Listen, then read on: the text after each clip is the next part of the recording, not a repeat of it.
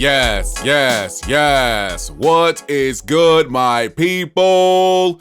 Welcome back to Computer Music Academy's weekly homework podcast. I'm your host, Tashira Say. Thank you for watching and thank you for listening. Welcome to week 98 of the weekly homework assignment / podcast. Shout out to my man, DJ Lockturnal, for that intro. We'll be using that for the next couple of weeks, then moving on to something else. This week, what are we doing? Well, I had the bright idea of, we've done a lot of things. We've hit a lot of different music creating techniques. We've done sampling, of course. We've done limiting ourselves to certain instruments or only one type of sample or one type of music and so on. A lot of challenges we have met. And one that we really haven't touched upon is the art of interpolation.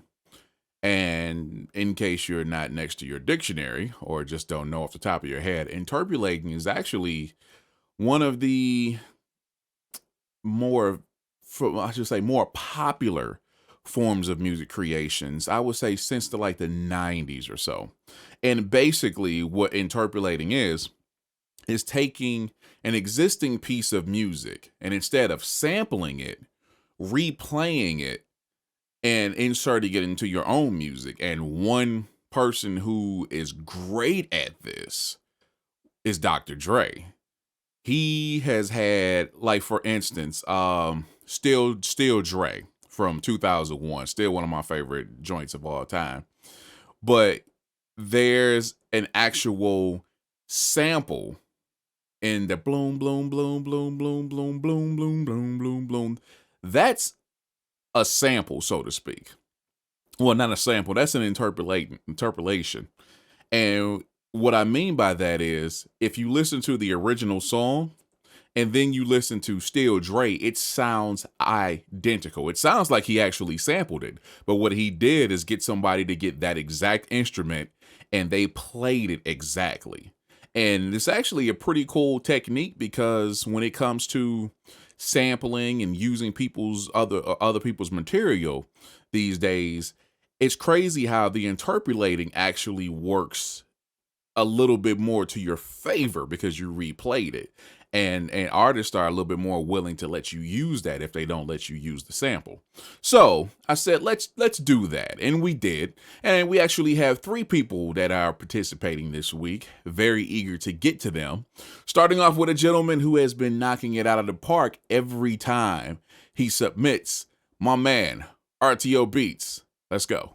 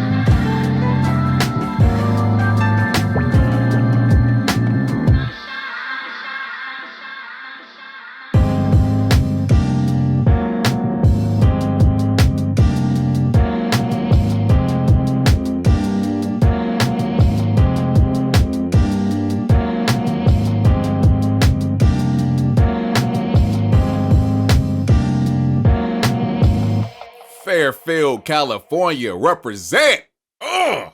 RTO Beats kicking things off for week 98. Holy crap, dude. I was a little worried because, if you listen to the last week's, and I was saying that, it was some people, well, that was the Blue Eyed Soul, by the way. You should go back and check that out. But it was some people that didn't actually tell me what they were using in their songs, and I was kind of lost when I heard them. They didn't list them. So this was another one where he didn't list it, and I'm like, oh, crap. But he used a very recognizable song. I'm very happy he used it. Now, this is kind of a twofold thing because he was emulating, interpolating Mary J. Blige's My Life. Now, he didn't, like I said, he didn't tell me this, but this is one of my favorite albums of all time. I think is Mary J's best album. But he interpreted Mary J's My Life, and which actually was sampling another very, very popular artist and song, Roy Ayers' My Life in the Sunshine. And I love what he did with it. I love, what really, really stands out to me? He didn't go with a snare. He went with a rim shot, and it's perfect. It wasn't the typical rim shot that comes off of keyboards and stuff like that. He actually used a nice, a rim shot that had more stick than pop, and I really, really appreciate that. But I love how he worked this. He played everything out. You can definitely tell. That's the cool thing about Interpolations is you don't have to hit everything exact. You could actually go up a couple of notes and still hit a particular thing, which it sounds like he was like a key or so off. And I'm not saying off in a bad way, but he was like a key or so up when he played that boom, boom, boom, boom. That's from the actual Living Life in the Sunshine. But man, I love this track. I love the feel of it. It's real mellow. I love him, how he played, the original sample out, how he played the keyboard part, but then he actually took the Living My Life in the Sunshine just as they did in the Mary J. Blige song. He took that sample and used it and panned it, which was really dope. This was very, very solid, man. Oh my, I loved everything about this joint. I'm gonna be bumping this for a little bit. I love this track, man. Yo, RTO Beats. I see you, bruh. Keep bringing it. Thank you, sir.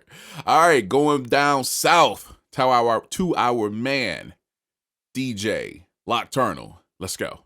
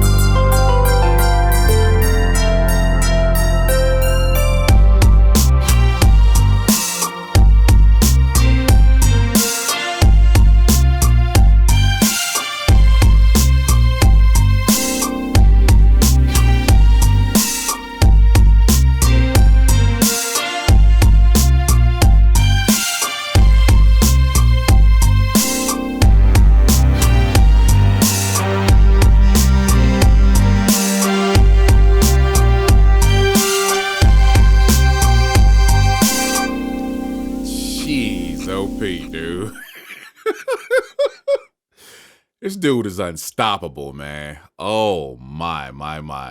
DJ Nocturnal. Very nice, sir. Very nice. That was actually using Rick Astley Crying in the Dark. I think that was Crying in the Dark or Crying for Help. Let me take a quick look here. Okay, Crying for Help. And honestly, I haven't heard that song in a very long time. I believe that came out like 90, 91, something like that. Because what's so funny is I've never got Rick rolling. I've never got why Rick Astley was the subject of Rick rolling, quote unquote.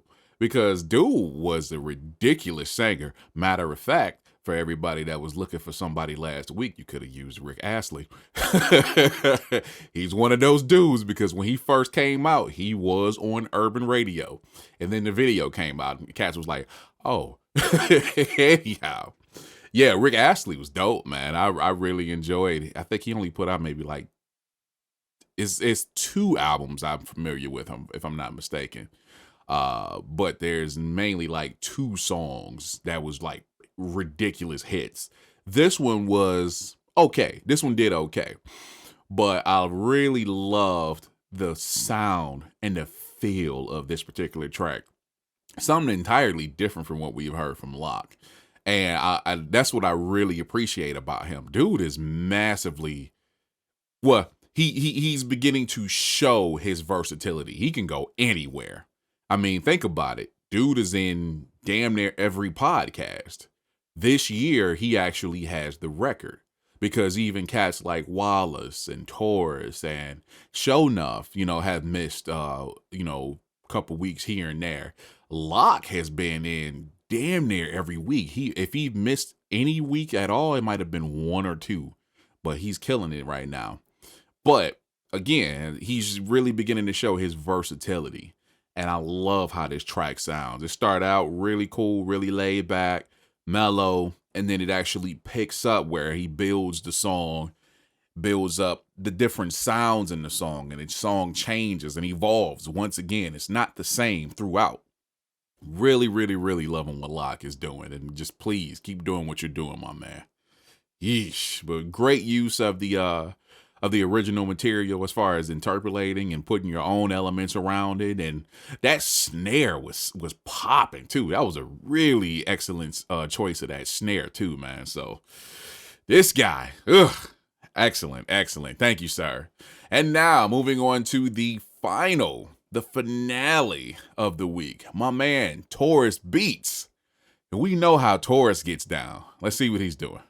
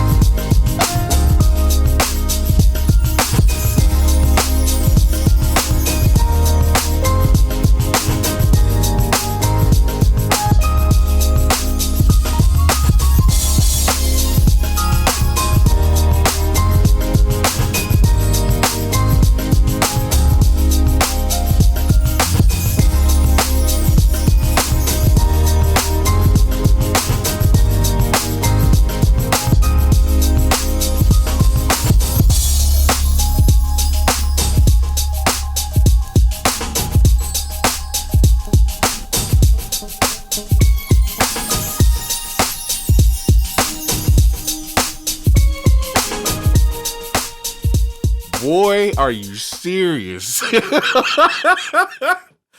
Dude, wow, that took me back to my childhood. Big time there. Oh my God. That was using, if you couldn't figure it out, if you're not of age, you won't figure it out. But that was using the Human League, Human. Oh, I'm only human, of flesh and blood I'm made. Oh my God. I'm only human, born to make mistakes. Oh, damn, he murdered that. Woo, Taurus doing only what Taurus can do. Holy crap, dude.